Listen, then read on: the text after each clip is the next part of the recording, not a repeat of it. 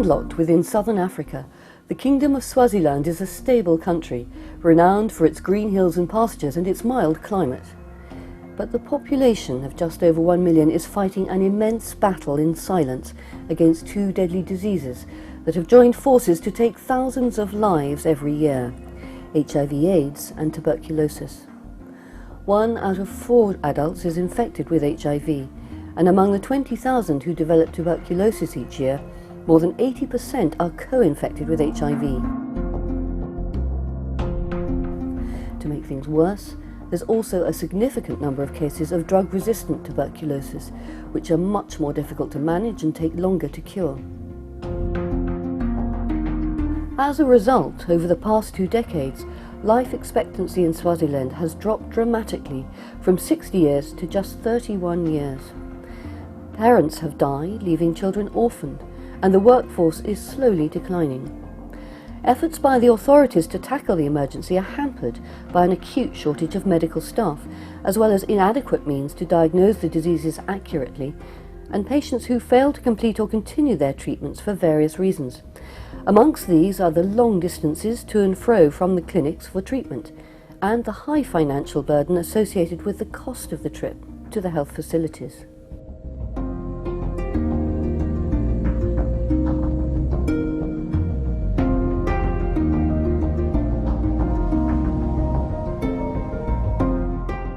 In 2007, international humanitarian organisation Médecins Sans Frontières started to work in Swaziland, providing support to the Ministry of Health in Shiselweni, one of the country's poorest and most remote regions. To fight the dual epidemic of HIV and tuberculosis, new and innovative strategies were put in place, with a decentralised, integrated and patient-centred approach. The result is increased numbers of patients diagnosed and initiated on treatment earlier, better attention and care, and improved treatment outcomes. Much remains to be done in the fight against HIV and tuberculosis in Swaziland. The following interviews with health staff, patients and MSF volunteers highlight the challenges, constraints and possible solutions to improve access to HIV and TB treatment and the management of infected patients in the Kingdom.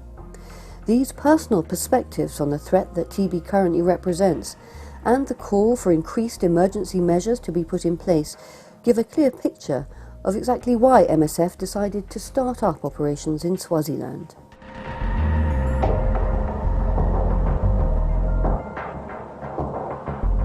Before MSF came into this region, TB services were only accessed at the health centers in the cities.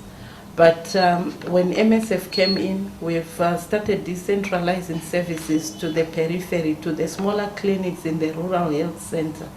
This has helped a lot, as people can easily go to their nearest clinic. They don't have to get buses to come into town, and drugs are readily available from their clinics. They can go there for screening, they can go there for testing. Treatment is easily accessible. People do not have to look for money to get buses to come into town.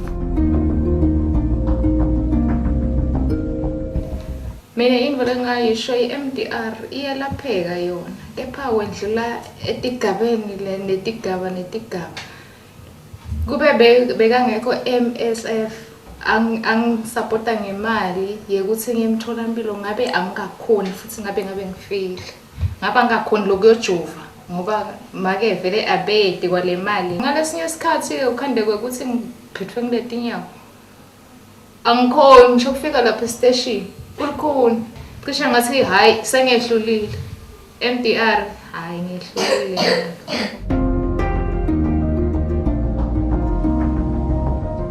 For drug-resistant TB patients, the duration of treatment is long. They take injections for a period of 6 to 9 months or even more, depending on whether the sputum convert or not. As a result, some patients stay at far away places such that they don't access clinics. They have to travel long distances. They need transport money in order to reach facilities. As MSF we have introduced a community-based concept whereby a patient selects an individual living within their catchment area, somebody living nearer to the patient's homestead, and we call those people community treatment supporters. For community treatment supporters, they've got a duty of ensuring that patients are there to treatment, and they undergo a certain period of training whereby they are also expected to give injections to patients in the homesteads.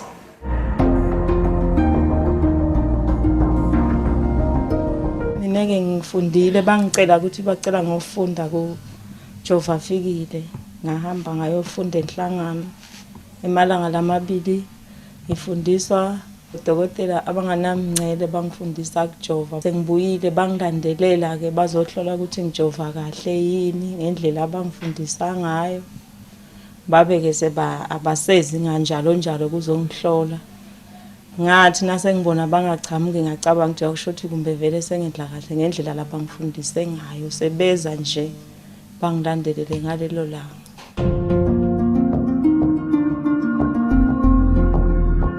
Another aspect in this mission which is very interesting and challenging is the task shifting, because with the number of patients affected by HIV and TB, it's clear that the normal health system now cannot cope. I'm sure that in my country, in Switzerland, if we have so many HIV and TB patients, we will not cope as well. So we need to imagine other way to deal with the number of patients. We are doing that for quite a long time now, and it's really working. For example, we have patients. We have people only focusing on reading the slide to detect the TB in the sputum of the patient, and that means you can have a high number of slides seen by these people, and like that detect more TB patients. And if you detect more TB patients, this patient will not infect other patients.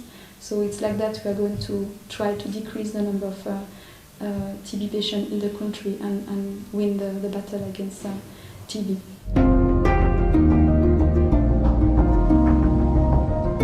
It has been found that the place where most infection occurs is actually in the health facility as compared to in the street or anywhere else. And those health facilities where they have 1 or 2 nurses only and no farm technicians, you find those are very, very crowded. These are the areas where there's need for infection control measures, simple measures such as opening of windows, simple measures such as cough triage, separating those people who are more infectious, whom we suspect have TB. Those people should go in and see the health practitioner first. We also need to engage all the healthcare workers to teach the community and know about TB and know how it's spread. That's the way to prevent it. And I was sick. They know that I was sick before, but now I look fine because of the treatment. And they really understand me when I'm saying that this TB treatment can cure MDR. TB in Swaziland is the most dangerous disease, which is killing people, old people, young people. I'm fine. I'm feeling well now. I'm about to finish my treatment.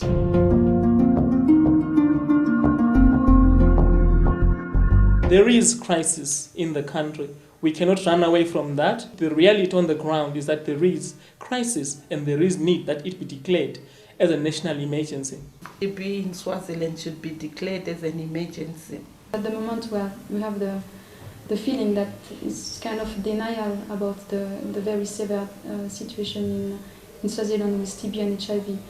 We have succeeded in a lot of the things that we have done. I'm very proud of some of the things we have done and the advocating that we have done. But I feel we need more and more, and especially from our ministry.